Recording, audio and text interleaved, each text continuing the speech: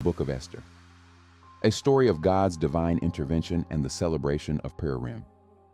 Welcome to this retelling of the Book of Esther, a story of courage, faith, and how God used two ordinary people to save an entire nation.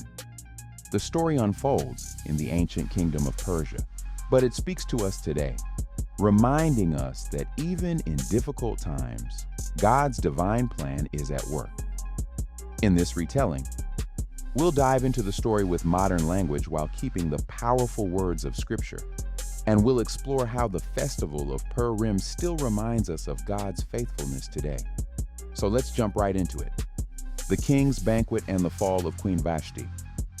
The story begins with King Ahasuerus, who ruled over a vast empire from India to Ethiopia. He threw a massive banquet, and it lasted for 180 days. Can you imagine that? During the party, the king wanted to show off his beautiful queen, Vashti, to his guests. He sent for her to come, but she refused. Vashti, come before me. Let the people see your beauty.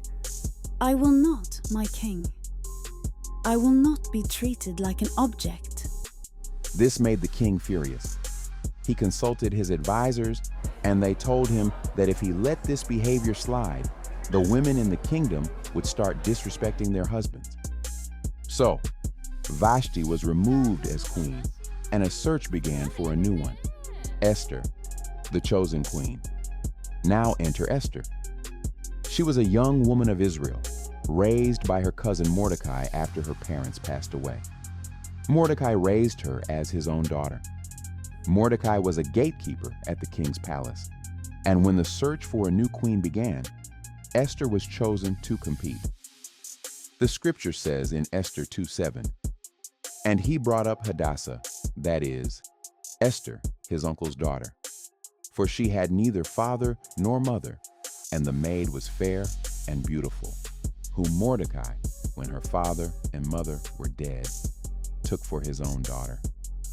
Esther found favor with everyone who saw her, including the king, and she was crowned queen, though she kept her Jew identity a secret, following Mordecai's advice.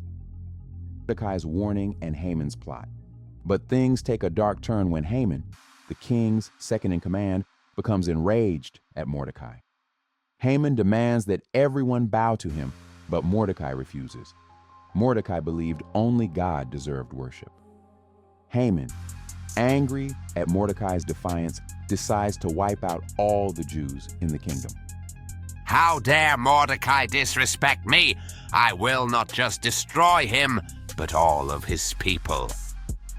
Haman went to the king and convinced him to issue a decree to kill all the Jews on a certain day.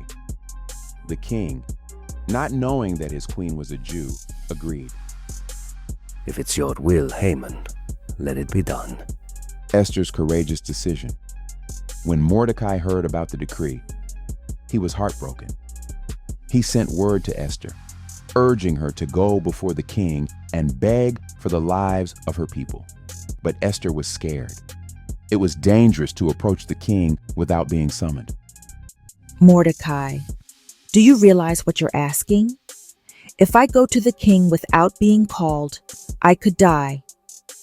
But Mordecai didn't back down.